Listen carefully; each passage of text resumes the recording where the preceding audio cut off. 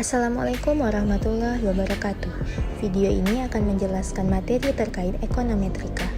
Sebelum memasuki penjelasan lebih lanjut, izinkan kami memperkenalkan diri terlebih dahulu. Yang pertama ada saya sendiri, Zafira Sulistia. Selanjutnya ada Zahra Nabila Hasibuan. Lalu berikutnya ada Cudira Rizky Amelia. Kemudian Yola Mutiara. Dan yang terakhir ada Kiara Amanda. Baiklah, kami akan menjelaskan materi lebih lanjut terkait ekonometrika. Pengertian ekonometrika. Ekonometrika adalah ilmu yang membahas masalah pengukuran hubungan ekonomi. Dengan demikian, ekonometrika adalah ilmu yang mencakup teori ekonomi, matematika, dan statistika dalam satu kesatuan sistem yang bulat, menjadi suatu ilmu yang berdiri sendiri dan berkaitan dengan ilmu ekonomi, matematika, maupun statistika.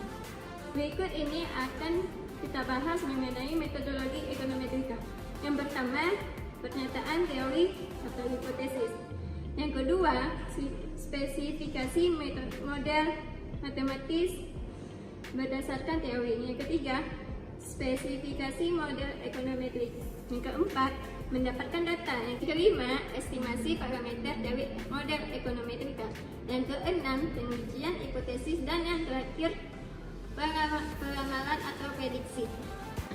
Hipotesis atau anggapan dasar adalah jawaban sementara terhadap masalah yang masih bersifat praduga karena masih harus dibuktikan kebenarannya. Dugaan jawaban tersebut merupakan kebenaran yang sifatnya sementara yang akan diuji kebenarannya dengan data yang dikumpulkan melalui penelitian. Artinya, hipotesis merupakan sebuah istilah ilmiah yang digunakan dalam rangka kegiatan ilmiah yang mengikuti kaidah-kaidah berpikir biasa, secara sadar diri, teliti, dan terarah.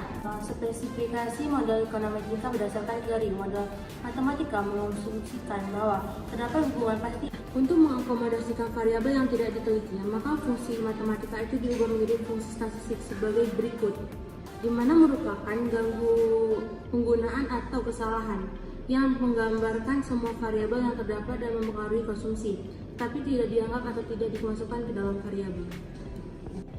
Kriteria model ekonometrika yang baik sudah banyak dibahas. Namun, secara umum dapat dikemukakan bahwa model yang baik adalah pertama, parsimoni.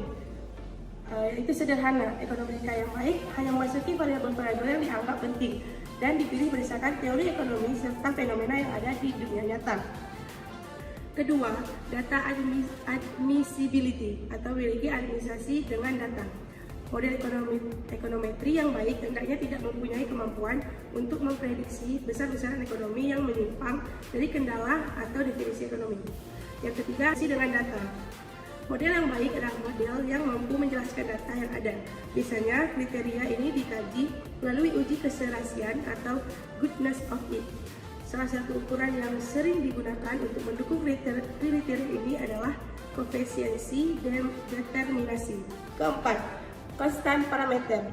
Dalam arti bahwa parameter model yang baik adalah besaran statistik yang deterministik, bukan stokastik. Teoretical konsistensi. Cara sederhana untuk mengetahui apakah hasil estimasi mempunyai indikasi konsisten dengan teori adalah melihat tanda konsistensi regresi terkait.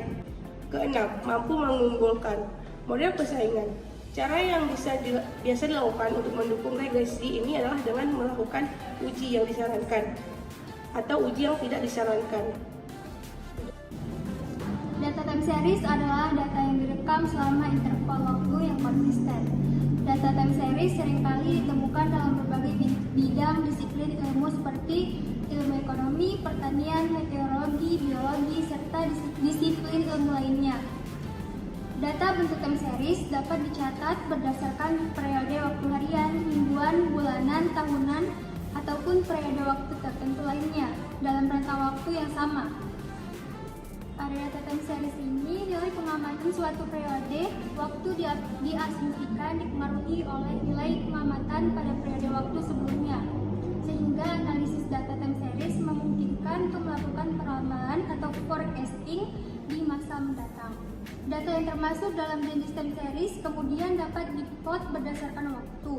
Hal ini dilakukan untuk mengamati pola dari data untuk selanjutnya menentukan langkah analisis yang akan dilakukan. Berdasarkan bentuk pola yang dibentuk, data time series dapat dibagi menjadi 4. Yang pertama, data stasioner. Data stasioner dapat diartikan sebagai data yang relatif konstan. Suatu data dapat dikategorikan stasioner atau konstan dapat dilihat dari plot data yang menyebar di sekitarnya, di sekitaran rata-rata serta ragamnya konstan. Yang kedua, data time series dapat juga berbentuk tren. Artinya, plot data yang menyebar membentuk suatu kecenderungan menaik ataupun menurun secara konstan.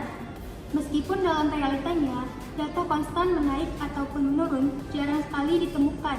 Namun, data yang telah menaik atau menurun dalam jangka waktu yang cukup panjang sudah dapat dikatakan sebagai data yang memuat pola tren.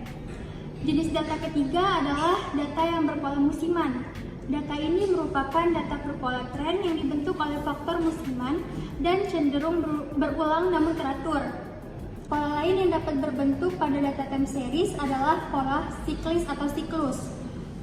Pola siklus berbentuk tren yang memuat musiman namun periode musimnya lebih panjang. Kemudian, pollet data. Pollet data adalah kombinasi dari kedua data time series dan data cross section. Data pool sebenarnya merupakan data panel, kecuali masing-masing kelompok data dipisahkan berdasarkan objeknya. Contohnya, pada data tabel 1, pool dapat dipisahkan berdasarkan perusahaan A, B, dan C. Pengujian hipotesis adalah pengujian terhadap suatu pernyataan dengan menggunakan metode statistik, sehingga hasil pengujian tersebut dapat dinyatakan signifikan secara statistik. Sebelum melakukan pengujian hipotesis, kita harus menetapkan terlebih dahulu hipotesis tersebut. Hipotesis adalah pernyataan yang kebenarannya masih lemah.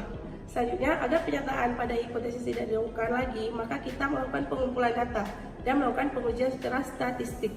Dengan melakukan pengujian statistik terhadap hipotesis, kita dapat memutuskan apakah hipotesis dapat diterima. Datanya tidak memberikan bukti untuk menolak hipotesis atau ditolak, serta memberikan bukti untuk menolak hipotesis.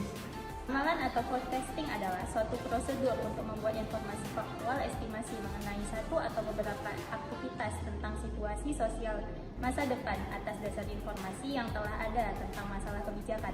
Peramalan mempunyai 3 bentuk utama. Yang pertama prediksi, dan perkiraan.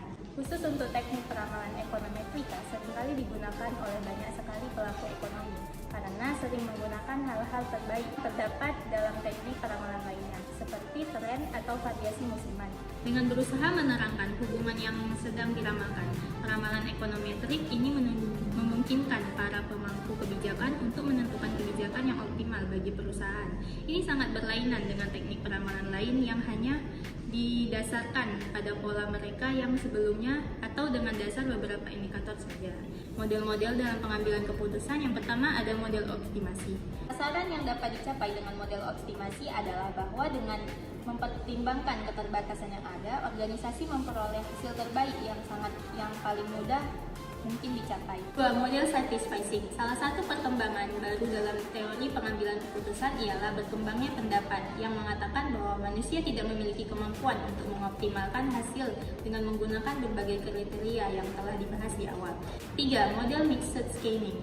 Scaling berarti usaha mencari, mengumpulkan, memproses, menilai, dan menimbang-nimbang informasi dalam kaitan dengan menjatuhkan pilihan tertentu. 4. Model heuritis. Pada hakikatnya, model ini berarti bahwa faktor-faktor internal yang terdapat dalam diri seseorang mengambil keputusan lebih berpengaruh daripada faktor-faktor eksternal.